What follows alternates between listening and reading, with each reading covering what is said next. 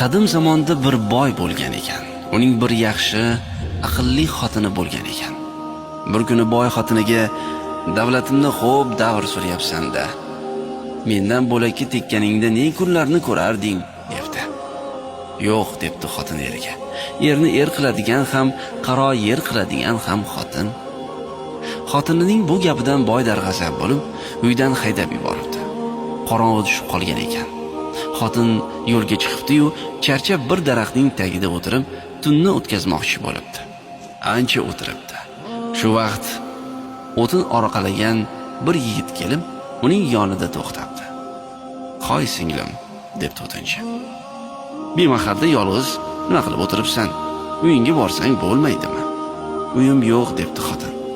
"Ota-onam juda yoshligimda o'lib ketgan", debdi. "Mening ham bir keksa onamdan bo'lak hech kimim yo'q. Men o'tin terib kun ko'raman. Yur biznikiga. Och bo'lsak och, to'q bo'lsak to'q yasharsan", debdi yigit. Yigit xotinni ergashtirib uyiga olib ketibdi. Xotin ko'rsaki, o'tinchining hovlisini ko'rib bo'lmas emish. Hamma yo'q o't, ko'pdan beri supurgi tegmagan, keksa onaning egnidagi ko'ylagi kir, yog' bosib ketgan ekan. Xotin hovlini supurib sidiribdi, kampirni yuvib darabdi. Xullas, o'tinchining uy joyiga fayz kiritibdi.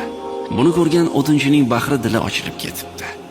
O'tinchi har kuni tergan o'tinni bozorga olib borib, 2 tangaga sotar ekan. Bir tangasiga yog', bir tangasiga un olib kelar ekan. Ona bola atala qilib yeb kun ko'rishar ekan. Xotin o'tinchinikiga kelgan kunning ertasi o'tinchi o'tin tergani ketayotganida undan iltimos qilibdi: "Agar bugun ham 2 tangaga o'tin sotsangiz, bir tangasiga ro'zg'or qiling, bir tangasiga ipak bilan do'ppi tagi olib keling." Kechqurun o'tinchi xotini tayinlagan narsalarni olib kelibdi.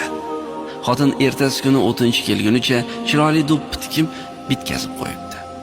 O'tinchi uni do'ppi bozoriga olib boribdi-da, bir yaxshi do'ppi 10 so'm bo'lsa, uni 15 so'mga sotib, pulini xotinga keltirib beribdi. Xotin kunda yigit o'tin terib, sotib kelguncha do'ppi tikib, bozorga chiqarib sotishga taxt qilib o'tirar ekan. Buning ustiga uy-joy, qozon tovoqqa qarashga ham ulgurar ekan. "Endi hunar o'rganing", debdi xotin yigitga. Erkak kishiga hunar kerak. Yigit duradgorlikni o'rganibdi. Ko'p o'tmay yaxshi duradgor ham bo'libdi. Uy-joy ham qurib olishibdi. O'tinchining uyiga kundan kun fayz kiribdi. Topgani oziq-ovqat, kiyim-kechakdan ortadigan bo'libdi. Kampir ham, o'g'li ham ayolni